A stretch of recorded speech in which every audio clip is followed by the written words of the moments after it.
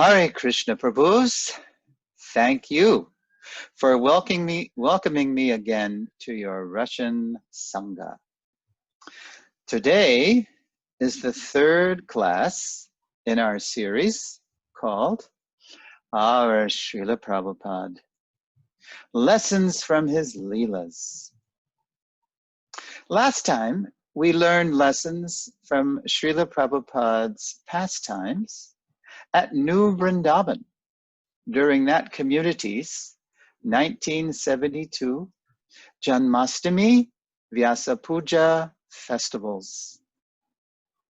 The next major stop on Prabhupada's itinerary was Dallas, Texas, USA, where His Divine Grace installed and named the deities Shri Shri Radha Kalachandji, the blackish, moon-like Lord of Radha.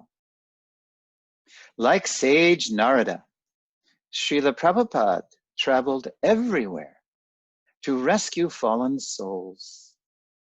On Saturday, September 9th, Prabhupada flew from Pittsburgh to Dallas, where his American Airlines jet touched down on the tarmac at Love Field. Immediately, the temple leaders ushered him into the airport's VIP room for a press conference. Quickly, Prabhupada mounted a makeshift Vyas asana and without any preliminaries announced, "So, there are 3 ways to fly." Lesson 1. Being a pure devotee, Srila Prabhupada was spontaneous and unpredictable in his service to the Lord. Often he would begin with Hare Krishna or "Ladies and gentlemen," but that time, having just gotten off an airplane, he skipped all greetings and began with, "So, there are 3 ways to fly." We were spellbound. A well-dressed reporter from the Dallas Morning News stood next to me, holding a notepad, her pen poised to catch Prabhupada's next words: mantra, pigeon, and machine. To Prabhupada's serious disciples, this kind of pronouncement, however exotic, sounded perfectly normal and absolutely true. But to a snappy reporter like the lady standing next to me, it was material for the evening news. Sensing a story, she carefully spelled Prabhupada's words on her pad. M-A-N-T-R-A, mantra. P-I-G-E-O-N, pigeon. M-A-C-H-I-N-E, machine. Formerly, Prabhupada continued, certain kinds of pigeons were trained to carry people from one place to another, and mantra, simply by vibrating a certain mantra. Yogis could dip into the Ganges and travel thousands of miles in a moment. Suddenly, the reporter interrupted with a question. Were these ways of flying more efficient than today's jumbo jets? Oh yes, Prabhupada replied. For one thing, there were no... Prabhupada leaned over toward Satsvarupa Maharaj. How you say? Jackeyes? Hijacks, Prabhupada, hijacks. As Prabhupada was well aware from the news, a Palestinian terrorist group had recently broken into the Olympic Village in Munich, Germany, and murdered the entire Israeli Olympic team. To escape the police, the terrorists had hijacked an airplane, the first ever, quote, skyjacking. Prabhupada leaned back into the microphone and declared with a twinkle, "Yes, there were no hijacks." Lesson 2. From his early days publishing Back to God and in India, Srila Prabhupada liked to use current events to preach Krishna consciousness. In his early 1960s preface to the Bhagavatam, Prabhupada referred to a border dispute between India and China, a dispute that continues today, owing to both countries' false sense of ownership over land that belongs to God. The same Prabhupada who liked to brag how his disciples had given up mundane media for the higher taste of Krishna consciousness also showed us how to use the same media to expose the foolishness of materialism and to glorify the Lord. Not to be outdone, the reporter shot back, "Well, Swami, if you know all these ways to fly, then why did you fly American Airlines today?" Without missing a beat, Prabhupada smiled and gestured to the reporter with charming eyes, "To be one with you." Disarmed, the lady turned to me and loudly whispered, "I like that man." Lesson 3. Srila Prabhupada had an uncanny ability to say the right words at the right time to anyone, even if they were aggressive. In this case, he embraced the lady's challenge and won her over with love. To be one with you. Love Field remains today, forever blessed by Prabhupada's love for Krishna and for all of us. As Prabhupada's followers, we shouldn't imitate him, but we can certainly follow him by always looking for opportunities to share Krishna consciousness according to the times, places, and people we meet. After the press conference, myself and another brahmachari rode back to the temple in an old, slow school bus in poor repair. By the time we reached the Dallas temple, Srila Prabhupada was already in the temple room, addressing the devotees, many of them children in ISKCON's first Gurukula. I was about to enter the temple room when, way down the end of a long hallway, I spotted Prabhupada's orange canvas shoes. A thought flashed through my mind. Lotus feet. I sprinted down the hall, slid on my belly till my nose was touching the back of Prabhupada's shoes, and I inhaled. A heavenly fragrance confirmed my thought. Lotus feet. Now, during the 3 days after Srila Prabhupada's arrival, He had many pastimes with the Gurukula teachers and students.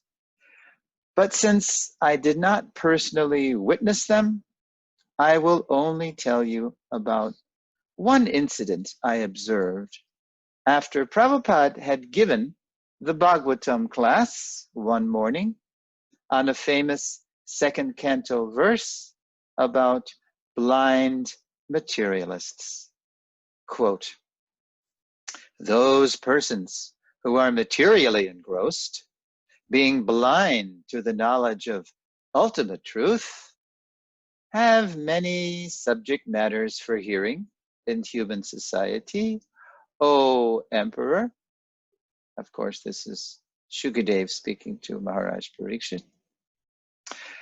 As Srila Prabhupada walked from the temple to his quarters, he crossed a small courtyard where a stout oak tree had once stood, now survived only by its massive stump.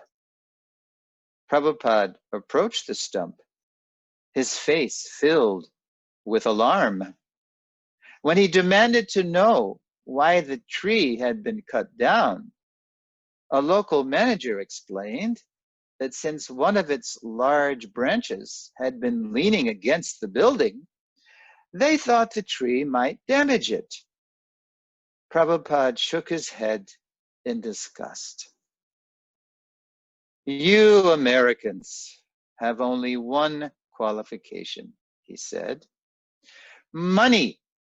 If you don't like something, you cut it down with your money," he continued, pointing to the wood shavings and sawdust a chainsaw had left around the stump. He looked at us all sternly, then walked on, muttering the last line of the day's verse under his breath, Griheshu Grihamedinam, which means materialistic householders.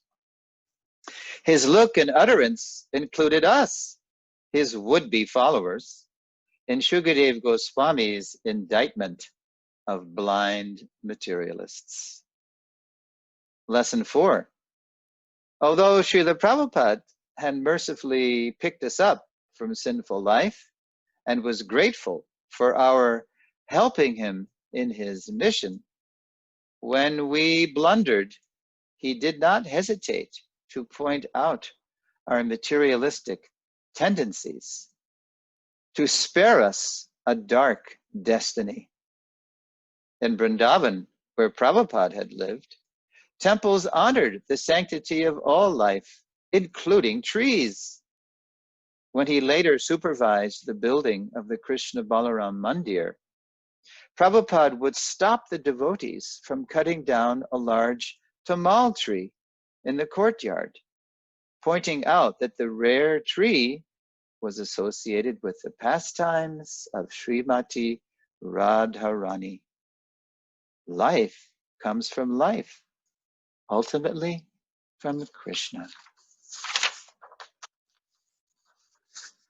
On the day of the Deity Installation, Srila Prabhupada initiated several devotees with a fire sacrifice in the temple room. Amid the crowd, I sat about 10 meters and 45 degrees to the left of His Divine Grace, who was at home on the Vyas Asan, chanting verses from the Brahma Sagita. Suddenly, Prabhupada wanted something for the sacrifice. His eyes searched the room for help. I understood he wanted something, but I was so happy to be in his presence. All I could do was grin. Then his glance fell upon me. It was the kindest glance in the world. It said, "You are an idiot." My grin widened. "Jai, I am an idiot." You love me, Srila Prabhupada, and I am an idiot. Jai. Lesson 5. Even when Srila Prabhupada was displeased with us, as he was with the devotees who had cut down the oak tree, and then with me for being foolish, because his main mood was compassion, we always felt his love. I regret I was so foolish that day that all I could do was grin like an idiot. I long to be a little useful to Prabhupada now, so that someday he may be pleased to take me to him. And Sati Prabhu, now it's time to remind the audience to send you questions.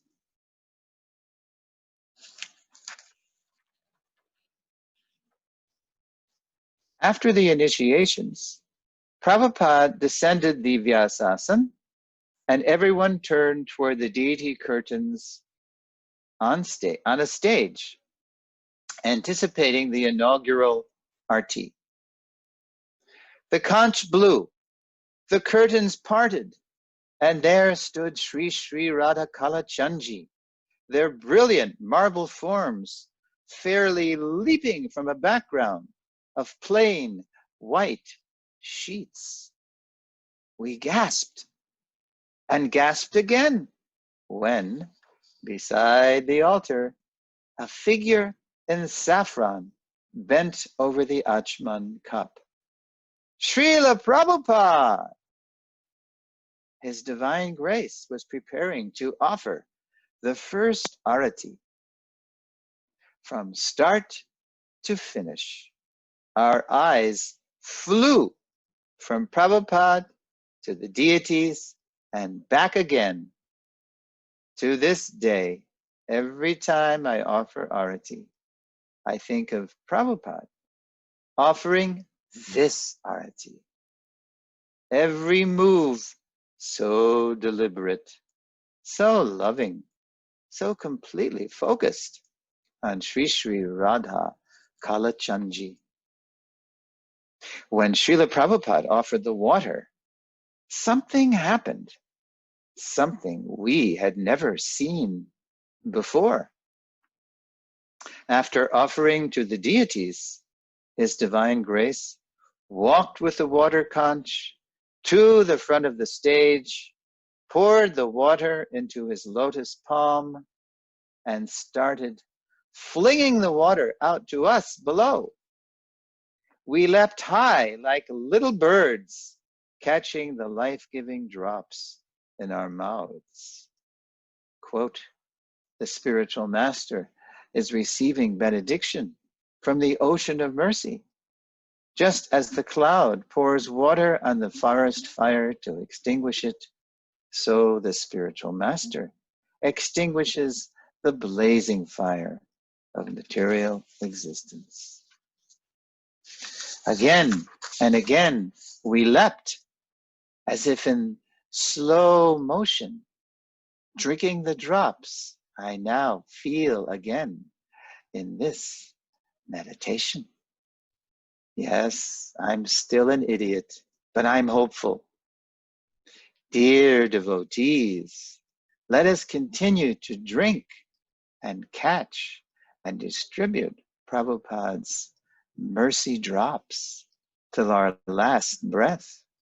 At the top of our leap, as our bodies drop, let us follow his divine grace upward and out of this world, showing the way to as many fortunate souls as we can. I can wish no better fortune for anyone. Thank you for listening, dear Prabhus.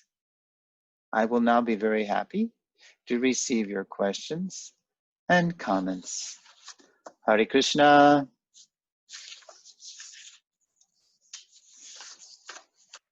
Hare Krishna. Thank you very much, Sureshvara Prabhu. And our first question is, when you say we should follow Srila Prabhupada, what is your understanding of what it is to follow Prabhupada? Very good question. When Srila Prabhupada dedicated his Srimad Bhagavatam in India to his spiritual master, he wrote something with the dedication. He said, to my spiritual master, on the 26th anniversary of his disappearance from this world. And then he said, he lives forever by his divine instructions, and the follower lives with him. So to follow Srila Prabhupada means to follow his instructions, but to follow his instructions, what do we have to do? We have to know his instructions. So we have to be immersed. We have to be always hearing Srila Prabhupada, hearing his spoken word, hearing his written word, and applying those instructions in our own life. So to follow Prabhupada is no small thing. It means applying. It means hearing him and applying them. And when we apply them, then we realize the truth of them. Following brings realization. It becomes more than theoretical. So very good question. What does it mean to follow Srila Prabhupada? It means to follow its instructions, which means to give rapt attention to those instructions. Thank you. Hare Krishna. And we have a question, one more question from the live chat. Как Прабхупада относился к первым преподавателям Гурукулы и какие наставления он им давал? Means? Извини. Oh, sorry. I got a little bit confused. How Prabhupada treated the first teachers of Gurukula and what instructions has he given to them? Okay. I think I heard you say, how did Prabhupada preach? Treated. First teachers of Gurukula, you know, when they started Gurukul. Right. Okay. How did Prabhupada treat the first teachers? What instructions has he given to them? Okay. Yeah. Well, you can read about this in the Lilamrita. I read it myself when I was preparing this talk, because most of Prabhupada's visit was specifically to visit the teachers and the students in the ISKCON's first attempt at a Gurukula. It had never been done before. So naturally, Srila Prabhupada wanted to know, or the teachers wanted to know how to do it. And in those days in ISKCON, most of the teachers had never had any training. And that's why the experiment did not go so well in those days, because it's common sense that if before you do something, before you take a service or a job, that you have to be trained. But there were so few devotees and everybody was sort of learning on the job, so to speak. So to get back to, there were some famous exchanges. One big question the teachers had for Srila Prabhupada was, how do we discipline the students? How do we keep order in the classroom? Because not only were the first teachers completely inexperienced in teaching, some had some experience, but most of them were just volunteers who knew that it was very important because Prabhupada said so. And so they very nobly, they decided to try it. So Prabhupada was very patient with the teachers. And also the first students were coming from the first generation of devotees, Prabhupada's his direct disciples, his first followers. And so those children, many of them had not been born while the parents were in Krishna consciousness. They were just, they were already with their parents before the parents became devotees. So naturally they were products of the counterculture generation. Most of us were coming from the counterculture. sex, drugs, and rock and roll. And so we were not born of samskaras. The first kids were not born of samskaras. They were just born out of, maybe they were born on an LSD trip even. So you can imagine how wild those first kids were. So you put that together, untrained teachers with totally wild first students, and you get a complete chaos, pandemonium. So one of the questions the teachers had was, how do you discipline the children? And so Prabhupada said, you can show, he picked up a stick, a pointer, like sometimes teachers have pointers to point to words on a blackboard. So he said, you can show the stick. And it's similar to what Narada Muni told the snake. Narada Muni had a snake who became a disciple, and then when he became a disciple, the snake wouldn't bite anybody anymore. But then everybody was taunting the snake and throwing stones at him because everyone knew the snake won't bite us, so we can just tease him and hurt him. So the snake said, this is such a problem, my dear Guru Maharaj, Narada Muni. What do I do? So Narada said, no, you don't bite them, but you just rise up and you show your hoods. Like the cobra shows his hood. When the cobra is going to strike, he'll rise up before he strikes, like he's going to strike. So he said to the teachers, so it's like that.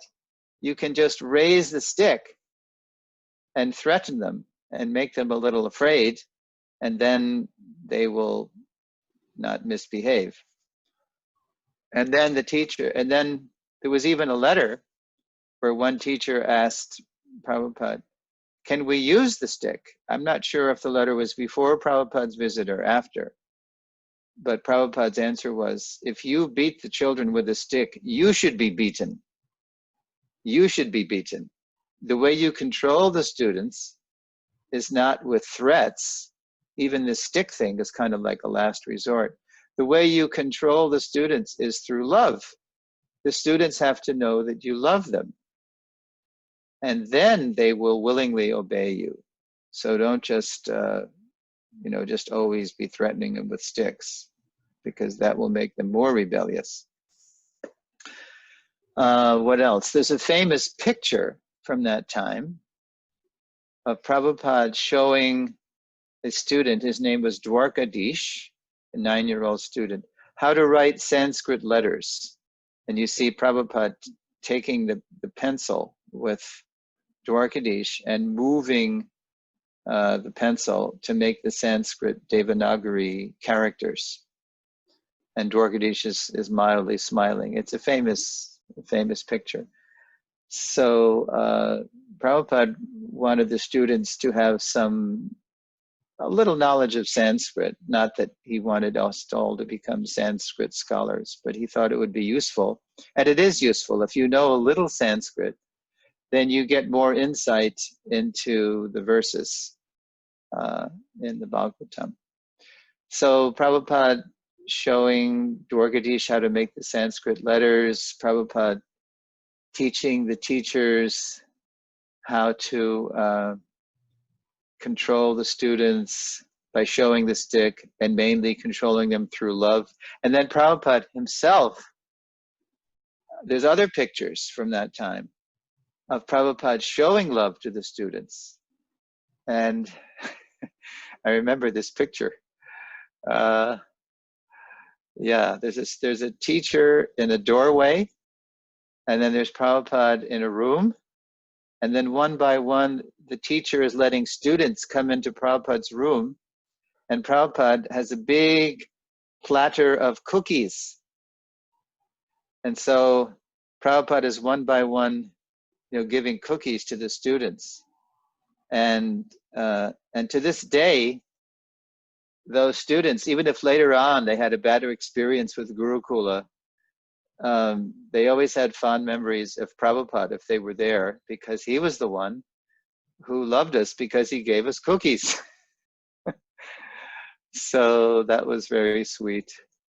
And that's all I remember. But if you want to, I know the Lilamrita is in Russian now, the complete Lilamrita.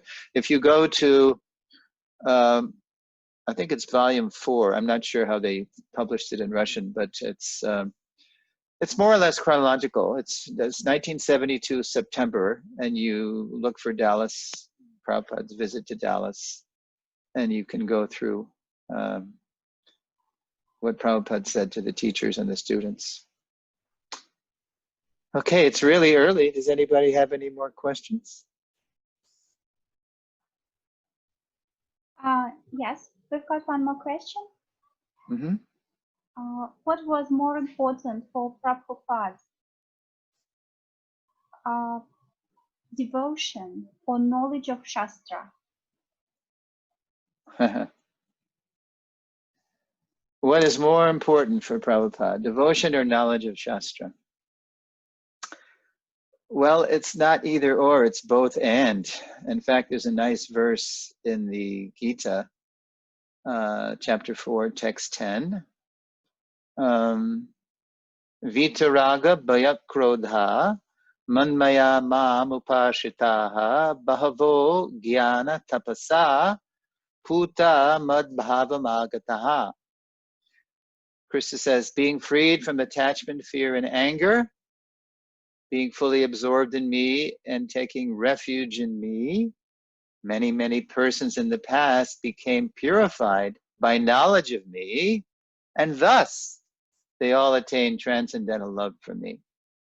So we can't really love Krishna without knowing him. So we have to know Krishna. And how do we know him? Through Guru, Sadhu, and Shastra. So that's why Prabhupada always wanted us to be absorbed in his books, in his recordings, to fill our minds and hearts with Krishna, with knowledge of Krishna.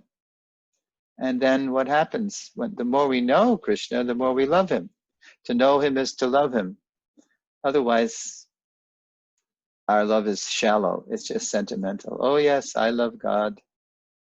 But then what are we doing? What am I doing all day? Unless our consciousness is informed by deep knowledge of Krishna and deep experience of his reciprocation with us as we serve him, then, when life is tough. So when life gets hard, then the tendency is, when life gets hard, we tend to say, why God? Why did you send this to me? We tend to blame God for our suffering. But no, it's not true at all. If we know Shastra, then we'll know that whatever misfortune comes our way, it's just a little token of what we were due by our karma. And Krishna is kindly minimizing the reaction, just to teach us a lesson to come to him. Yeah. So it wasn't either or. And Prabhupada knew that we had to know Krishna to love him. So he was always saying, please read my books. That's my only complaint about you people, he would say to us. You don't read my books enough. You think they're only for selling. Okay. I hope that was okay. Yeah, and one more question. From your point of view, your personal point of view, what is more important, to listen or to read? To listen or to read? Yeah, and I'm talking about Prabhupada's books, of course. Okay. Is it more important to listen to what? To tapes? To other people talking about Krishna, or reading? Or reading what? Or reading maybe together. Srila Prabhupada's books. Okay. Is it more important to? Well, I mean, that could be taken different ways. You said is it more important to listen to others? No. You can listen Srila Prabhupada's philosophy from other people. to hear. Oh, okay. Okay. Or you can read it from books. Okay. What's more important, to listen or to hear? Okay. To listen or to read?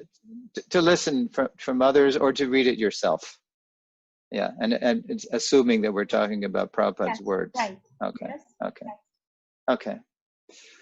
Okay. Well, because variety is the spice of life, or as Prabhupada would say, variety is the mother of enjoyment. We need variety, so we need both things. We need to be reading Prabhupada's books on our own, and we need to be hearing from others, say, giving the Bhagavatam class. That's part of Prabhupada's program for us. He has that very full program of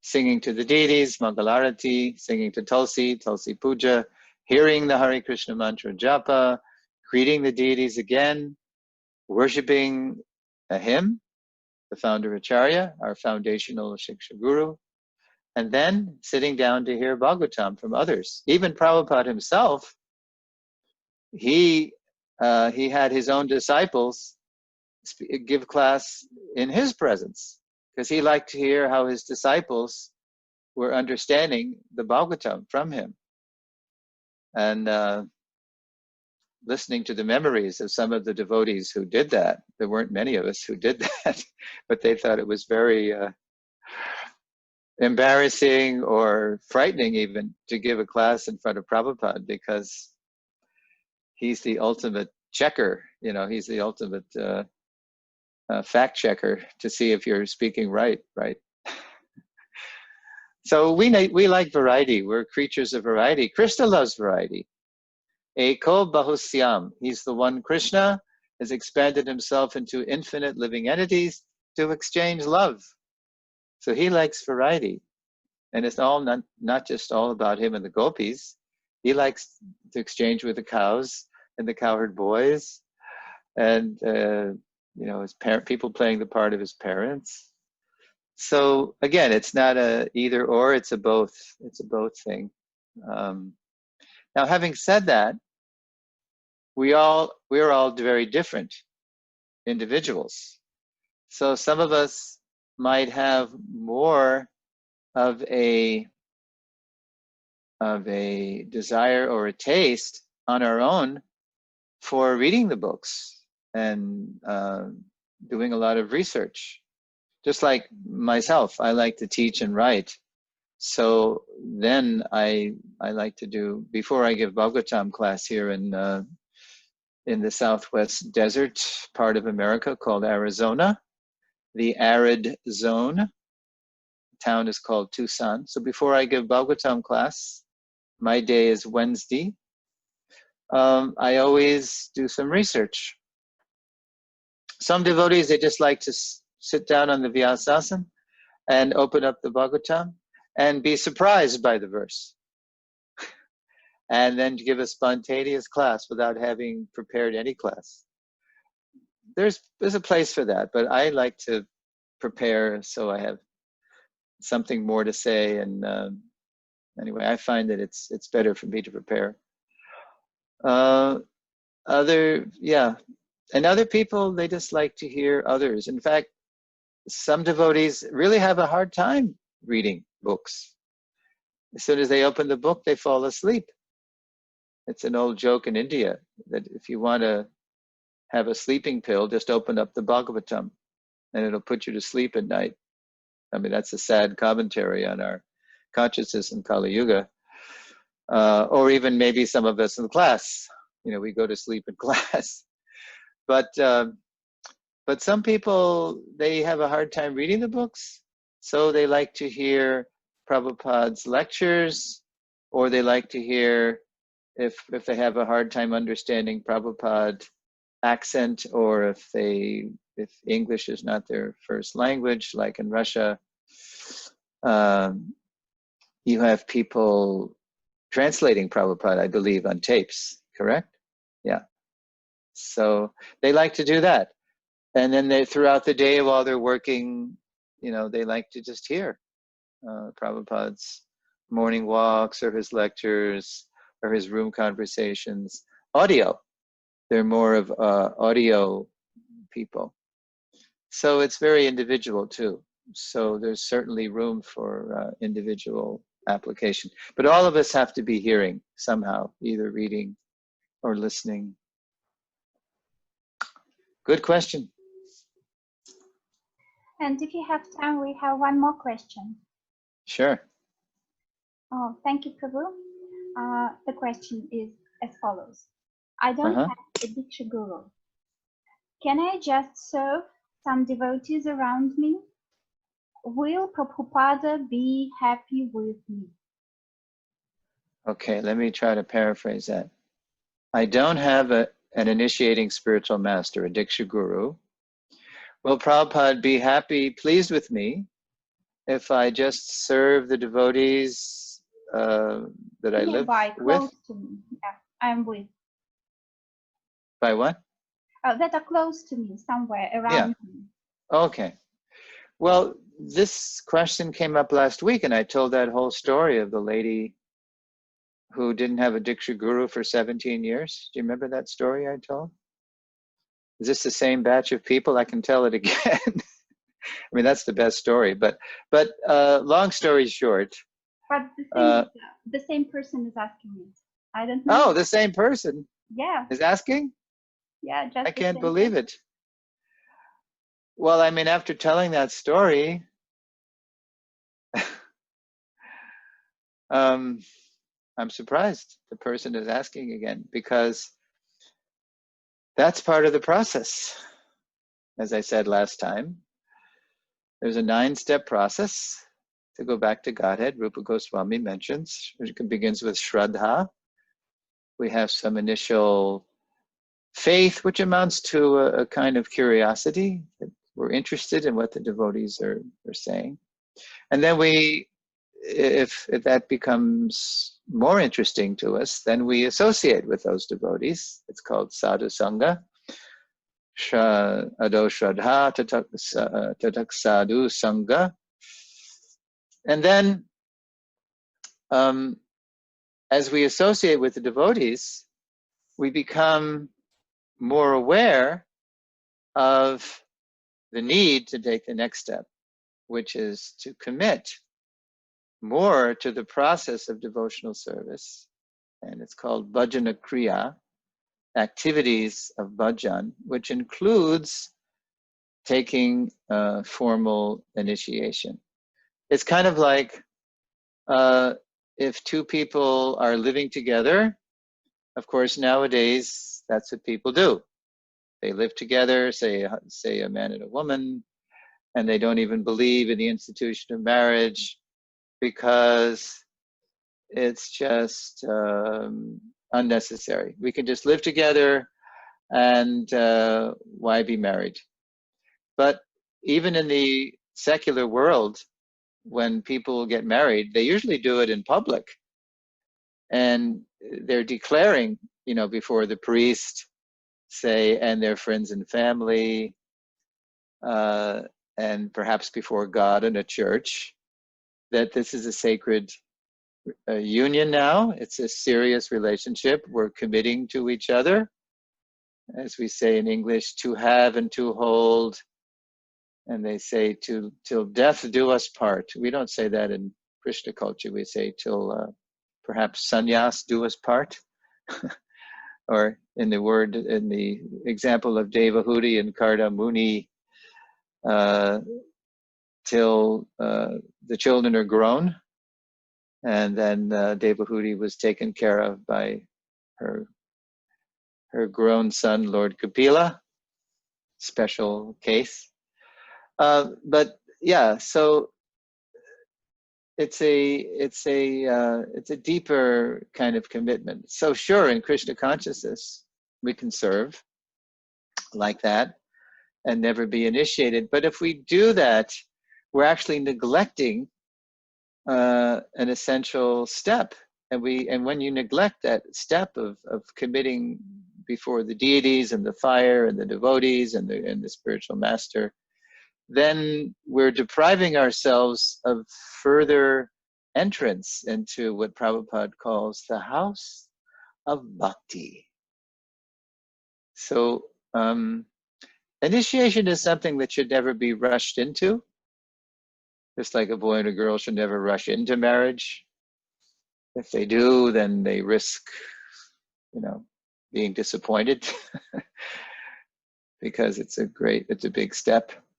So we should never rush into initiation, but neither should we avoid taking what Rupa Goswami says is a necessary step. And Rupa Goswami was personally instructed by Sri Chaitanya Mahaprabhu, who was Krishna himself. So,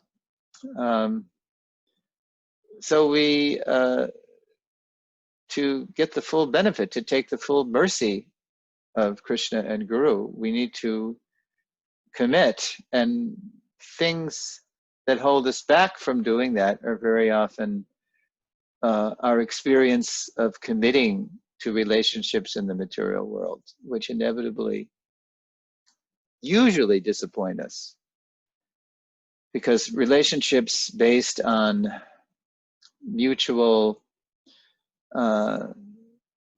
based on material desires, however refined, it could be very noble desires, but however refined, ultimately all desires in the material world, until they're purified into selfless service to God, they're more or less selfish desires, whether they're husband and wife, or teacher and student, or president and citizens, or any relationship here. Unless God is the absolute center, those relationships must ultimately disappoint us. Yeah. So we shouldn't hang on to those experiences in the material world. There are very wonderful devotees among us. I'm sure there are in Russia. I know there are in America, where I am, all over the world. Prabhupada has created such a wonderful society of pure-hearted devotees who can help us on the path, either through formal diksha or shiksha. They really help us. And as I said last time when this question was asked, even someone like me, who personally took initiation from Srila Prabhupada, I only had that one exchange with Prabhupada when I told about how Prabhupada initiated me. But it was always through his books and his recordings, and mainly through his devotees more advanced than me. To this day, I depend on those devotees as Shiksha Gurus. Kaviraj Goswami says in Sri Chaitanya Charitamrita, I have my spiritual master, who happened to be Lord Nityananda, but I have unlimited Shiksha Gurus. So, but we need to make that commitment, because what happens when we make that commitment to somebody to be our initiating spiritual master, it's kind of like we find our parent, it's a parental relationship. We become the child of that master. And that master can help us, as we're hearing so many other advanced devotees. We can take what we hear to our personal life coach, as they say in the self-improvement, our personal spiritual master, and say, Guru Maharaj, I heard this. What about that? Or it sounds right. Now, how do I apply that in my life? So it's a big advantage, especially if the spiritual master is not, if we're not lost in thousands of other disciples. I always personally recommend that. Find a spiritual master who remembers your name, who knows who you are. Yeah. Okay. So that's very helpful. And I think I told the story last time too, how a godbrother of mine asked Prabhupada, about what's more important, the book Bhagavat or the person Bhagavat. He asked that, right, to Prabhupada. Because there's a verse in the Bhagavatam 1:2:18 where Nashta Prayeshva Badrishu Nityang Bhagavata Sevaya. And Prabhupada in the purport to that verse says that, the verse says, by rendering service, by regular attendance in the Srimad Bhagavatam class, and by rendering service unto the pure devotee, all that is inauspicious in the heart becomes destroyed. So my godbrother said, so what's more important? Because Prabhupada said in the purport, the book Bhagavat, the scripture, or the person Bhagavat, the one who's living the scripture, which is more important? So in this case, Prabhupada said, oh, the person Bhagavat, because the guru can pull your ear. Because we need to be corrected. Because we can read the books and we can associate with devotees in a kind of peer way, friendly way. But chances are they won't assume the role of your corrector because they don't want to disturb the friendly relationship. But the guru, it's the guru's job to correct us. So we need that, or else how are we going to advance? We're going to keep hearing the words of Prabhupada and reading the words of Prabhupada, still filtering them through our material desires. We'll be circling those desires like the anchor in that boat story, the wedding party story. So we really, to really advance, we can't just hang out on sadhu sangha. We have to take this next step to bhajana kriya. And since I answered that question before, I'm wondering if I have a question for the person now. Did what I say this time, did it reach you more or make any more sense than what I told last time when I told that whole story about that lady who took initiation? Maybe you can ask the questioner that. Did you hear anything more this time? I guess Lavanga's translating. Let's see if there's an answer. Yeah, we hope he writes on the live chat. But anyway, we've got two wonderful answers. So there's a silver lining. Is that an answer? That's not a yes or no. That's just like, I'll think about it. Okay, we've asked him to reply on the live chat. He hasn't yet, but we've got a reply from some other person. She listens to us regularly too. And I remember her listening last time, and she says, yes, this time it is very clear. Okay. Prabhuji. Yeah, and I have one more, I don't know how to call it, silly or awkward question about when you mentioned that when you saw shoes of Prabhupada, you flew to them and you were thinking about the lotus feet. So what was the smell? Please tell me, because I'm dying to know, I need to know this. All right. I just need to know this. I'm sorry. I'm trying to go back into my emotional memory, because it was a smell thing, into my olfactory memory. Olfactory means smelling. I just remember, well, first of all, you have to understand there's a whole American context for this, because I ran in the temple, I ran into the building because I was the last one. And I could see Prabhupada there was a window in the door. I could see Prabhupada was already speaking. So I was torn because I wanted to rush in because I didn't want to miss what he was saying. But down the end of the hall, I could see Prabhupada's shoes. Now, before I was a devotee, in America, we have a game called baseball. So I was a baseball player. And if I didn't join the Hare Krishna movement, I probably would have tried to become a professional baseball player. Because before I was a devotee, I would eat, sleep, meditate on baseball. Okay, so when I saw Prabhupada's shoes way down the end of the hall, it was about the distance from one base to another in baseball. So it triggered a response in me.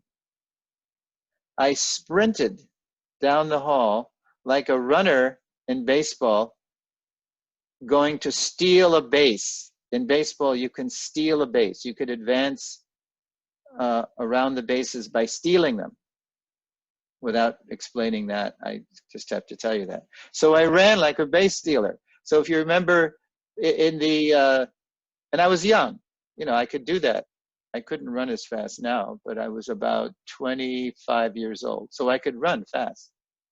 So I ran, and then in baseball, when you're just about to the base, and if it's going to be close, when the ball is, anyway, it's a whole explanation of what's going on. But anyway, if it looks close, if it looks like you might miss the steal, then the base runner drops to the ground on his belly, and the last few yards, he slides along the ground into the base to make it easier for him to get the base, to steal the base.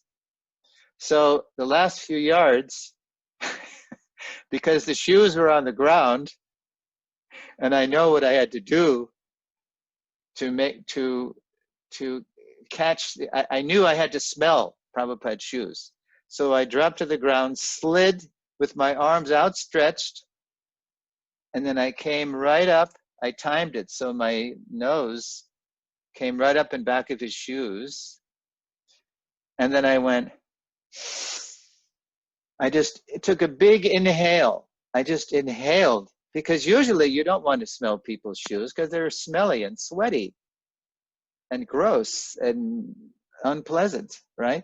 But I had a hunch that Prabhupada's shoes were not like that because of the phrase lotus feet. So I went, and as I was inhaling, I was filled with this fragrance that was like a lotus flower lake, a lake filled with lotus flowers. And it was just completely heavenly. It was like intoxicating. It was totally not like smelly old shoes. And those shoes were old. They were well worn. Prabhupada would wear these canvas shoes out until Shrudakirti would just have to take them and buy new ones, you know, wherever he could. So that's all I remember, that it was the most heavenly lotus flower lake fragrance, and I was totally intoxicated. And as soon as I was filled with the fragrance, I said, "It's true, lotus feet." And it's a good thing I was down the other end of the hall, because there was a door at that end too, and I could sneak in the back. That was the back of the room, and I didn't have to disturb the class. So, and I actually got it. I missed the class, but I got the class just in time to hear Prabhupada answer a question. And the question was from a brother of a lady devotee who was there. The lady was my god sister Janava, who went through a whole melodrama with Prabhupada. She had, without Prabhupada's permission, she had repainted the deities, Radhakala Chanji. It's a famous pastime. And Prabhupada was furious.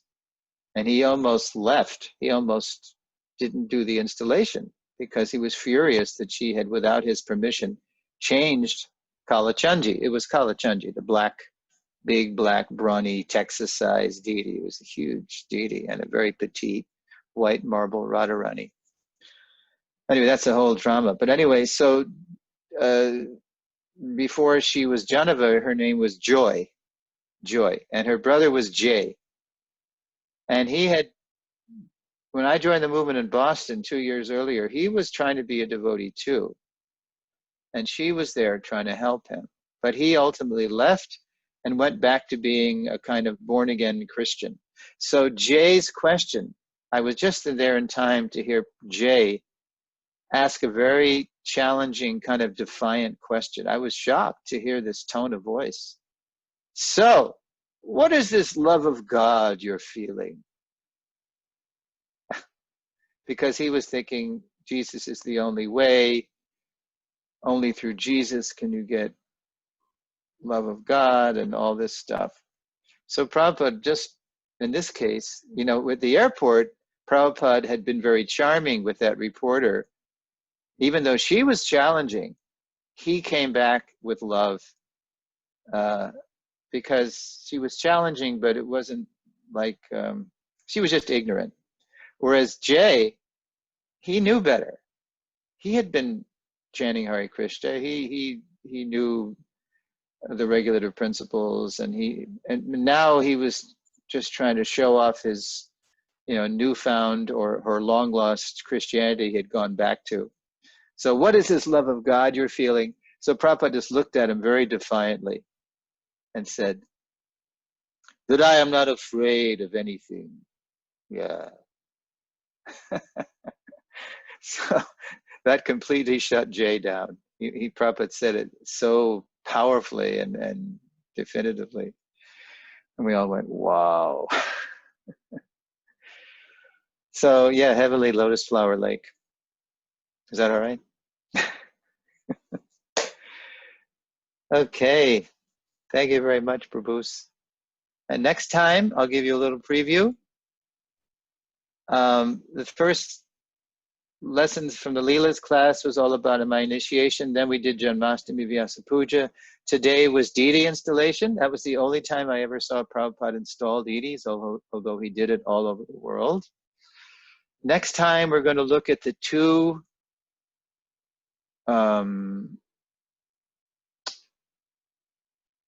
Rath Yatras that I was at where Prabhupada was. So it's going to be, the theme is Rath Yatras, 2 weeks from today, I hope. Spasibo. Thank you very much. Srila Prabhupada ki jai.